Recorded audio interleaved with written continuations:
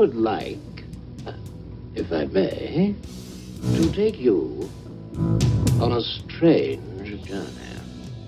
Hello, everyone, and welcome to a Tuesday edition of Real Estate Realities with the Rebel Broker. My name's Robert Whitelaw, and I am the Rebel Broker. Licensed real estate broker in the state of California, member of the National Association of Realtors.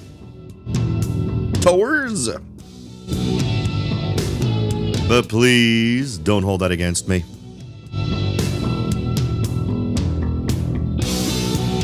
I hope so far so good for you today, folks. The week is young, and I'm already ready for it to be Friday. We're going to go ahead and take a look at millennials today. We may squeeze something else in if we have the time, but you know, everybody's pointing to them as the linchpin here. They make up the biggest part of the market out there. Everything from the reasons for our greatest failures to the potential for our greatest successes all seem to be hanging on millennials. And if that's the truth, then all of us need to know a little bit more about the deal in terms of what's going on with millennials, because those are your customers. Whether you're, particularly if you're renting, millennials have shown a strong tendency towards renting versus buying. When they do become buyers, you need to provide the product if you're an investor who's flipping. So there you go. So I thought we'd chat about it. There's a great sort of survey of a lot of the different pieces of data that are out there relating to millennials from Zero Hedge. So I thought that'd be good data to review today. Of course, if you'd like to reach out, the best way to do that is at the website at therebelbroker.com. You can click on the contact button in the menu bar. From there, you can send along any ideas, suggestions, observations, or questions that you might have. And while you're there, why not click the big red button at the top of the page titled Take the Survey to Support the Show. Use the same email address both times you're asked. Answer a handful of demographic-style questions. And not only have you helped the show, but you have also entered yourself to win a $50 Amazon gift card. We've been doing that now for a few months. We've given away hundreds of dollars, 400, 450, somewhere in that ballpark. And we will be doing it again in June. In fact, I am shooting for this Friday to be the cutoff date. So by 5 p.m. Pacific time this Friday, have yourself entered by clicking on that button at the top of the website, therebelbroker.com. Take the survey to support the show. Click that button. Jump through the hoops, and then you'll be included in the drawing for that $50 Amazon gift card that's going to happen this Friday, or at least the cutoff will be this Friday at 5 p.m. Okay. I don't have any sexy updates relating to stuff that's going on with me in terms of properties I'm shopping for or preparing my property for sale. Other than I am going to, regardless of the state of the place, at the end of 2 weeks, really from now, I am going to be putting this bad boy on the market and see where it goes from there. And then of course, I'll give you the blow by blow as we go through all of that. So let's go ahead at first and start the conversation with maybe a quick looking in the rearview mirror in terms of things we've talked about millennials over the last year. It has covered the gambit. There are all kinds of folks who want to wave the celebratory flag because millennials are coming out to buy again. And then we discovered data that, well, no, really they aren't. We have covered millennials as it relates to how much debt that they are currently carrying, or and that has been depressing, particularly when you think about student loans and very bloated car loans. And credit cards, those types of things. Not great news in terms of hoping that the millennial generation is going to jump in and do the things that we've seen past generations do at the same points in their lives, because they're not doing it. They're not jumping out and buying. They're not starting families earlier. They're embracing renting longer. They're embracing living with relatives longer. Everybody seems to really want to figure out what's going on with millennials, and as if they are super unique. And the reality is that they are not. The reality is that they are simply reacting to the circumstances in a way that would make sense for any of us if we were in those circumstances. So it's more about identifying the elements in the marketplace that are influencing rather than trying to get into the head of a millennial. Although I guess those two things could arguably be compared as being very similar. because by understanding the things that are influencing them, you're kind of understanding what their thought process might be. Now, why do we care about millennials? Well, they represent a huge chunk of the population. There's 150 million of them. They're their biggest generation right now as of 2016, 2017. So they are the lion's share of the folks that we would call customers if we are someone who's doing real estate investing, whether we're looking for folks to rent to or we're looking for folks to sell a home to. They represent a huge chunk of the market. So being able to bring those folks out, now they represent a huge chunk, more accurately, of the potential market. And that's one reason why we have a problem in that not enough of them are coming out and joining the party. So what we're finding is that the folks who are looking to actually do things in real estate, now for you, those of you who are renters, millennials are still a thing for you to concern yourself with. For those of you who are doing flips, millennials are still making up a very good chunk of the number of folks out there buying, but overall, we've got a much smaller buying pool of people out there than normal. In other words, if the millennials were doing more of what they would normally be doing given past generations, there'd be a heck of a lot more of them in the marketplace. And there's some very interesting observations that are made with Zero Hedge sort of bringing together a few things that we've actually talked about. Now, one of the first things they brought up was apartment list. Let's see, this was the study we talked about a while back, where 70% of young American adults, those 18 to 34, said they've saved less than $1,000 for a down payment.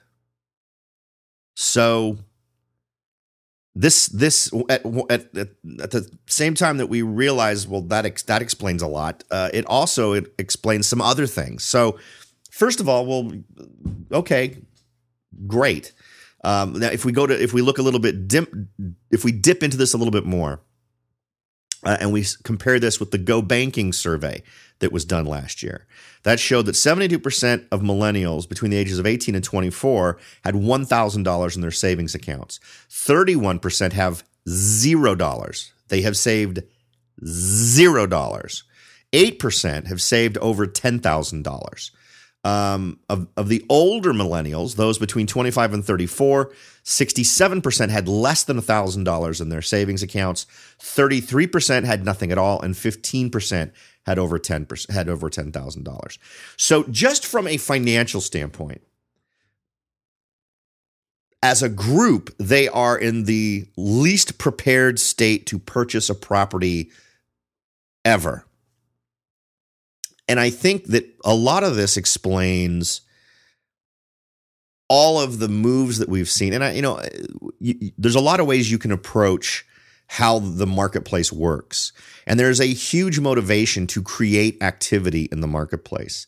And this really explains this situation for this generation of folks that make up such a huge chunk of the population. This explains all these moves where, for whatever reason, to solve our problem, right? The institutional way to solve the problem is to loan more money, to reach out to these folks and say, well, you know what? We won't make you put down that much. We've got 0% down loans. We've got 1% down. We got 2. We got 3.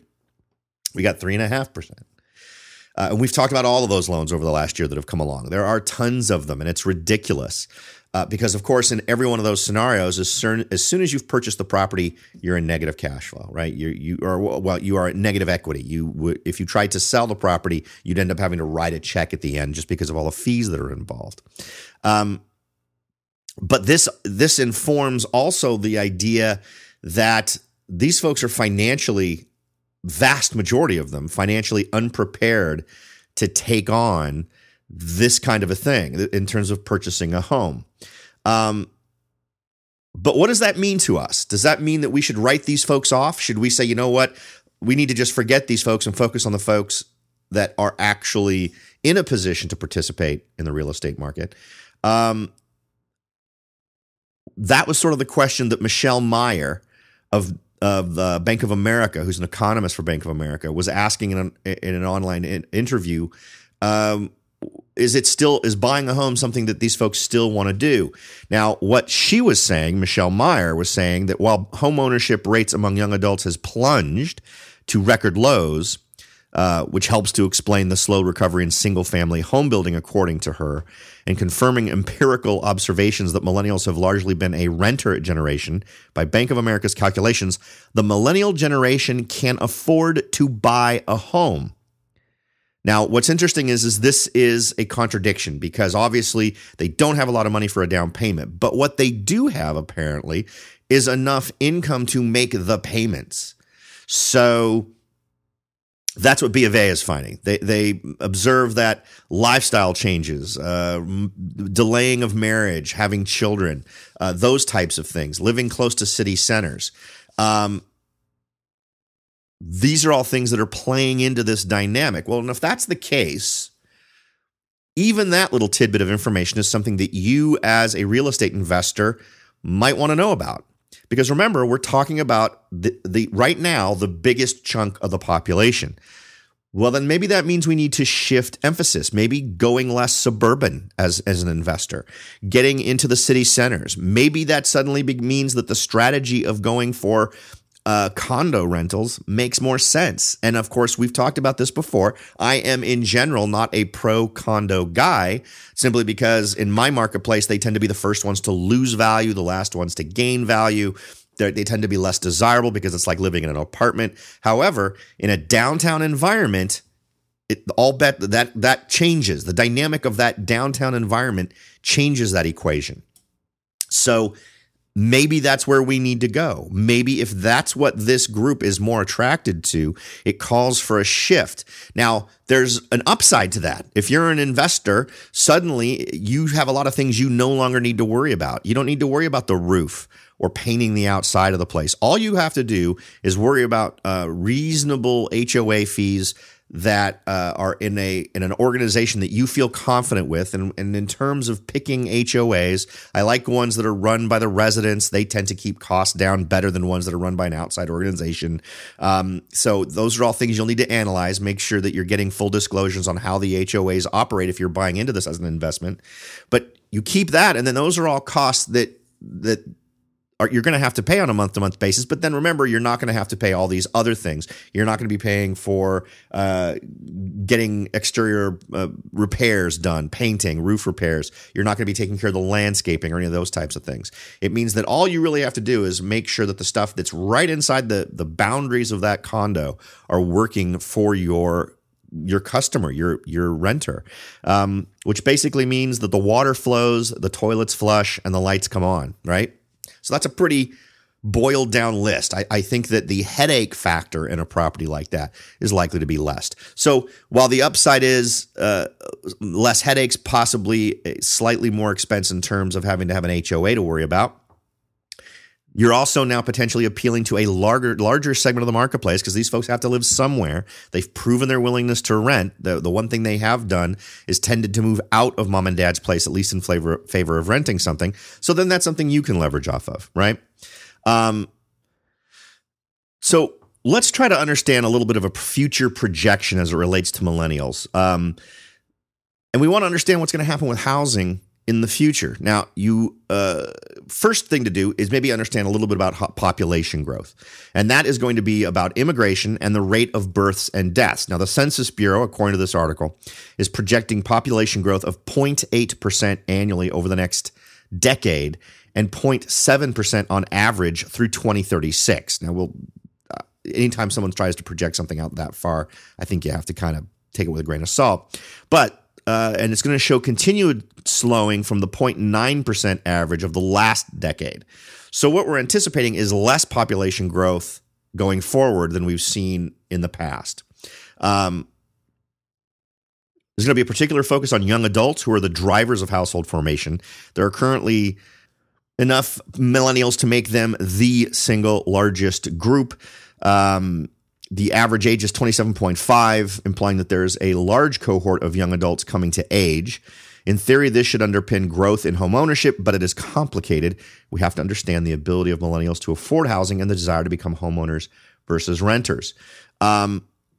The affordability index for young adults is still above the historical average for the aggregate, implying that housing is generally affordable. The National Association of Realtors measure assumes a 20% down payment, which is a high hurdle for millennials.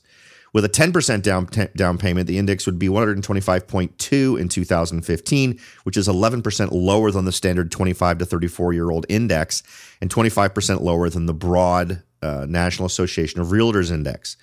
Now, let's take a quick break. When we come back, we will move on from can they purchase, right? Because clearly there are circumstances where they could, depending on how much money they need to put down. They're not well heeled when it comes to down payment, but they are making enough monthly income to be able to make the payments. So there is that. But what about desire? Do they want to buy? So we'll talk about that a little bit next, but we're going to take a quick break, so don't go away. Are you ready to jump in and start your search for your first investment property? Maybe you've decided that it's time to own your own home, or maybe you're ready to sell your home and move on to something new. No matter what your goal is, the Rebel Broker can help. That's right, aside from hosting this show, I am also the owner, broker of Whitelaw & Sons Real Estate Services right here in Silicon Valley. With over 25 years experience serving Silicon Valley, Morgan Hill, San Martin, and Gilroy, I or one of my great agents can help you achieve your goals in real estate. So if you're ready to look into taking that next step towards achieving your real estate goals, point your browser at www.soldbyrobert.com. That's www.soldbyrobert.com and get in touch. Let me show you how I will earn your business and your respect. Again, that's www.soldbyrobert.com, or you can call me at 408-852-0525. California Bureau of Real Estate ID 00984-909. Welcome back, everyone. We're kind of taking a closer look at millennials. Everyone along the spectrum really seems to think millennials are the key. They just all seem to disagree on what that key looks like and what it unlocks. We've talked a little bit about millennials being in a position to purchase. Now, millennials could, but their enthusiasm seems low, and their ability to come up with a down payment is low, but the amount they're making seems to be reasonable in terms of being able to manage the month-to-month expenses of making a purchase. So do millennials actually want to buy? And the answer to that question isn't as definite as it has been in the past. Home ownership rate has tumbled at a faster rate for 25 to 34-year-olds than for other generations, which really just can't be explained by affordability numbers. It's a lifestyle change. There seems to be, because of these influences, millennials seem to have simply changed the way that they live. Millennials prefer to spend money on avocado toast instead of their home, according to this article. I'm not sure that's true, but I think that these are folks who lived through the downturn, saw a lot of the crazy stuff, realize the realities, and haven't really bought into this idea that real estate is only going to go up. And I think given what we've seen with prices, this crazy ramp up in so many areas has not convinced millennials that it makes a lot of sense to jump on board. And they seem to be embracing starting things at different times right now. And a lot of this may, again, just simply feed into the expenses related to it. Changes in spending patterns are thought to reflect the fact that young adults are not only less likely to be homeowners, but they're less likely to be married or even live independently. Instead, this age group is living with parents or other relatives more than in the past. This adjustment and living arrangement has been ongoing for years, but the Great Recession seemed to have sped up the trend. Here's the important data. Today, only 55% of those aged 25 to 34 live with a spouse or partner, compared to over 80% in 1967. BuildZoom did a bit of research and showed that new home sales within 5 miles of the centers of the 10 most densely populated cities have exceeded 2000 levels, but if you go another 10 miles out, sales are about 50% below 2000 levels. So there definitely tends to be a trend on the part of millennials to being more centrally located in downtown. They want to be more in urban centers and away from rural areas. This does not, I think, necessarily reflect a lack of interest in doing this. I think they simply realize This isn't something I can afford to do. The prices are too expensive for me to get a typical suburban home. It's more cost effective for me to rent in downtown. Again, that could spell an interesting opportunity for folks who are looking to invest, particularly if this is a trend that continues. Now, in some areas, the reality is going to be different. I absolutely live in a suburban area. The entire town I live in is mostly a bedroom community for Silicon Valley to the north, and things are absolutely still growing in price here. And you know what? I don't think that this statement that we've just made about the preference for downtown is really meant to indicate that you're going to see a drop in prices in suburban areas.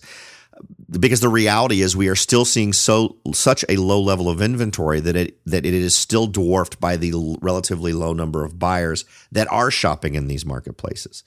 B of A's conclusion in their report, quote, "These dynamics won't change in the medium term, which should translate to a lower equilibrium pace for single-family housing starts." So this is something they're talking about happening now, that this is likely to be a reality for a while. With the information I shared yesterday, at least in my local area, about the dismal number of entry-level homes being built. In fact, I wouldn't categorize anything that I talked about yesterday as entry-level. There was a handful of properties that I would call average priced for the area they were located, and particularly for what they were offering. But there were tons. They were vastly outnumbered by properties that are $1.3 to $1.6 million, or even a few in there up around $2 million. So it's really difficult to see where there's anything out there that would convince millennials as a large group to jump in and get involved in purchasing real estate. At least in my local marketplace, that definitely seems to be the case. So what does that spell in terms of an opportunity for you as an investor? Well, again, we already covered it. I think one big thing is the idea of focusing on downtown areas. I think these are potentially likely to remain in higher demand for a long period of time. But it really depends on your timing. I think that because of the natural move, right? Because here's the other part. I've talked to millennials. I've worked with millennial buyers who have started a search and then given up based on how much everything was going to cost and where everything was going. It's not that they don't want the suburban house. It's not that they don't, in many cases, want to move out of downtown. They simply find that from the standpoint of keeping costs down in terms of getting to work, having access to things, so much of this really does come down to the math of the money for millennials. And I guess on the one hand, you can say, well, great. I mean, this is an implication that there's much more of a responsible attitude on the part of this group in general. And I don't think that that's something that we need to spend a lot of time trying to figure out. I think the reality of, again, seeing the downturn that we saw during their lifetimes really clearly explains why they're a little bit more anal retentive about not overspending or worrying about whether or not a home that they purchase is going to hold its value, or whether or not spending that $800,000 for a house and taking on the debt that goes with it makes a whole lot of sense for them. I think it reinforces in my mind that one really smart way to go is to buy and rent. I think that we're going to continue to see robust renting in most of these metro areas for a long while. If I wanted to sort of hedge my bets, if I preferred not to do the condo and right downtown, I think I would focus my efforts on that very first ring of suburbia that exists outside of downtown. So in the Silicon Valley sense, I think that if I was looking for areas of opportunity that I thought would hold their value, get good rentals, and then potentially show a dramatic increase in demand down the road as millennials ultimately decide to purchase a home, I'd be looking for sort of those suburban areas in South San Jose, maybe right just north of Almaden, just east of Los Gatos. And I realize these areas aren't clicking probably for a lot of you who don't live here in Silicon Valley. So let me explain why I would pick those. If you go, the reason I'm explaining this is I want you to come up with your Boston version of Southern San Jose, or your Memphis version, or your Seattle version, taking into account the things I'm thinking that would make these good. Number one, this is an area that tends to have better schools. These are areas that tend to be less expensive than other suburban areas in that first ring outside of downtown San Jose. And it's and don't think of it as a full-on circle, right? The quote unquote downtown is not one place in Silicon Valley. And that may be very true in other areas of the country. I would say that there is an area right around Cupertino, an area right around Mountain View, Sunnyvale. Each one of these kind of have their own downtown areas. But what's really bizarre is there's often connected. In my situation, for instance, there are some major streets that connect quote unquote downtowns. El Camino Real is a really good example here locally where you kind of have the quote unquote downtown hugging that road. So you get an elongated downtown area. And you can take advantage of that by going a step back, going into the suburban areas. And there's some areas where this doesn't make sense at all. In some areas of Mountain View, the prices are so ridiculous for single family residential homes, it doesn't make sense at all. So you want to do that big map thing that we talked about. If you're a member of the Rebel Underground, you have access to the video that's exclusive to that group of folks, you would go through the exact same thing we do in that video in terms of focusing in on areas. You'd be looking back and you'd look at the grouping of prices. And in the case of Silicon Valley, you'd also be wanting to get a good handle on those downtown areas and also what connects them in terms of commutes, freeways, that type of thing, so that you're making a decision that would be the very first place someone in this millennial group would go to when they still want to have access to everything they need to have access to, a short commute to work, but they want to have that single family residential home. They're ready for that. That's the next move for them. Then you'd be in a position to really see the value of your property bubble or grow. Bubble's a bad word, or increase because of the level of demand on the part of folks that would want that kind of accommodation. All right, and if you would like to become a member of the Rebel Underground and get access to that video, simply text the word Rebel Broker to the number 44222. That's text the word Rebel Broker to the number 44222. Once you have, you'll get an email saying you made it and you're in, and there will be a link in that email to that exclusive video that I was just talking about that's available only to members of the Rebel Underground. All right, folks, I hope this quick survey of millennials has been helpful. Lots of interesting data sort of all put together. The article that gives you all of this will absolutely be included in the show notes for today's show. So you can head on over to therebelbroker.com and check those out. If you get to the site and you find those show notes, you'll also find it if you don't feel like texting the word Rebel Broker, the number 4422. There's also a button texting the word Rebel Broker to the number 44222. You can click a button in the show notes to join the Rebel Underground there. So feel free to take advantage of that. As always, folks, my first and foremost hope is that you feel the time you've invested in the show is well repaid in terms of the things we talk about. And of course, today is no different. I hope that you're walking away with some interesting things to think about, perhaps some new strategies to enhance that first real estate investment or to leverage even more off of the investments you've already made. Thanks again for listening, everybody. I'll talk to y'all next time.